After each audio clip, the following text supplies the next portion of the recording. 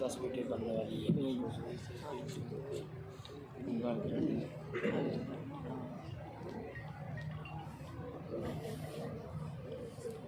In one of the blood-curdling details from the Hamas attack on Israel, at least 40 babies were killed by the terror group. Israel-based I-24 News reported on Tuesday. This came after several soldiers were called up for reserve service and had arrived already expecting the worst. But the scenes were beyond imagination. Some soldiers say they found babies with their heads cut off. Entire families gunned down in their beds. About 40 babies and young children have been taken out on gurneys so far, I-24 News reported. At least 900 Israelis were killed and over 2,600 injured after Hamas launched a barbaric surprise attack on Israel on October 7. Muhammad Hashir from NDTV. Israel's government showed U.S. Secretary of State Antony Blinken and NATO defense ministers graphic images of dead children and civilians on Thursday, saying they were killed by Palestinian group Hamas. Prime Minister Benjamin Netanyahu's office had also released on social media a picture of a dead infant in a pool of blood and the charred body of a child, part of an effort to stoke global anger against the Gaza militants over Saturday's attack. Blinken, who flew into Tel Aviv earlier on Thursday, told reporters he was shown photographs and videos of a baby riddled with bullets, soldiers beheaded, and young people burnt alive in their cars or hideaways. It's simply depravity in the worst imaginable way, Blinken told in a news briefing. A picture is worth 1,000 words. These images may be worth 1,000,000. Muhammad Ayan from BBC News. There have been cases of Hamas militants carrying out beheadings and other ISIS-style atrocities.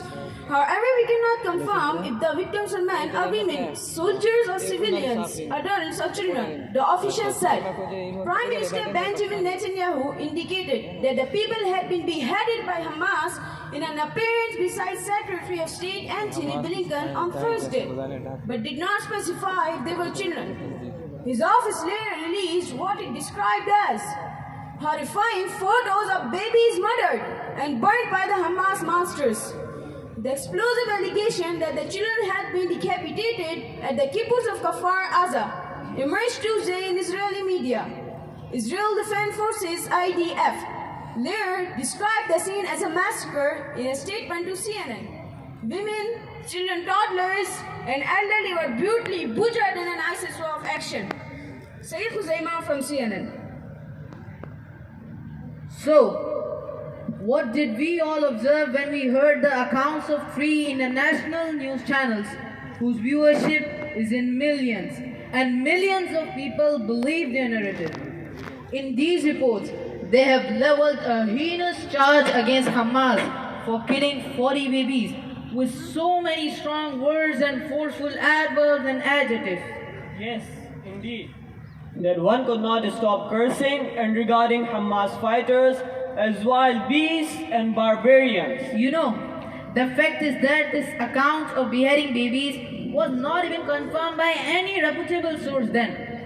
The story of beheaded babies originated with a report on Israel's I-24 news site by reporter Nicole Zedek from an interview with Israeli reserve soldier David Ben-Zion. Did you know David Ben-Zion is the same person who was described by a top American journalist as a notorious radical leader? But did any government or media outlet hold them accountable for their bias? The answer is no, not at all. They did not even bother to take the necessary steps to verify that news. Why? Because it was against Muslims. Because it had to do with denigrating the picture of Muslims around the globe. The important aspect that we want to draw your attention toward is how shall we assess all these baseless reports circulating daily in the international media? Not only this, thousands of other false reports like this circulate daily in the international media. Though not necessarily so damning, by arguably the most trusted newspapers at the height of an intense conflict in Palestine that has polarized global opinion. They seek to hold Russia accountable before the International Criminal Court, but they shield Israel from ICC accountability. Experts and journalists who spoke to Al Jazeera said the systematic bias in favor of Israel is irreparably damaging the credibility of news agencies considered mainstream. Western correspondents have gone to Israel, where they reported extensively on the grief of Israeli families, but Israeli occupation has not allowed foreign journalists to enter Gaza, which means they are missing a vital aspect of their story. Taghreed al-Khudri, an analyst from Gaza, told Al Jazeera, "If you don't live in Gaza, if you don't listen to the prayers Palestinians make when they lose their loved ones, if you don't learn about the life story of the loved ones who have been killed, then the coverage of Gaza won't be the same as the coverage of Israel. You don't hear the word victims in reference to Palestinians as you hear when there is reporting from Israeli side." Even United States President Joe Biden had implied that he had seen pictures of dismembered babies on October 12th. The White House later walked back on his comments, saying Biden had seen no such images, but what he had seen were news reports. Keeping in mind the unprofessionalism of Western media outlets, we must not confine ourselves to any particular source, but read from diversified sources, so we do not fall victim to such propaganda and end up harboring some kind of hatred for Muslims. Allah subhanahu wa ta'ala says in the Quran, "Ya ayyuhalladhina amanu, in ja'akum fasiqun binaba'in, fatabayyanu an tusibu qawman bijahalatin, fatusbihu ala ma fa'altum nadimin." O you who believe, if a sinful person brings you a report, verify its correctness, lest you should harm a people out of ignorance and become remorseful on what you did. So, we shouldn't readily believe everything in the media without first verifying the reports. Moreover, Allah subhanahu wa ta'ala discourages spreading the news indiscriminately.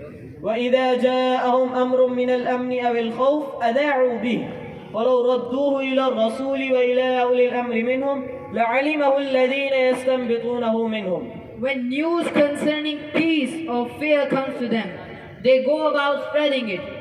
Had they referred it to the messenger and to those having authority among them, the truth of the matter would have come to the knowledge of those who are able to investigate. Lastly, we must seek the company and guidance of the people of knowledge, because Allah subhanahu wa ta'ala also says in the Quran, فَاسْأَلُوا أَهْلَ الذِّكْرِ إِن كُنتُمْ لَا تَعْلَمُونَ. So, ask the people who have knowledge of the message if you do not know. وآخر دعوانا أن الحمد لله رب العالمين.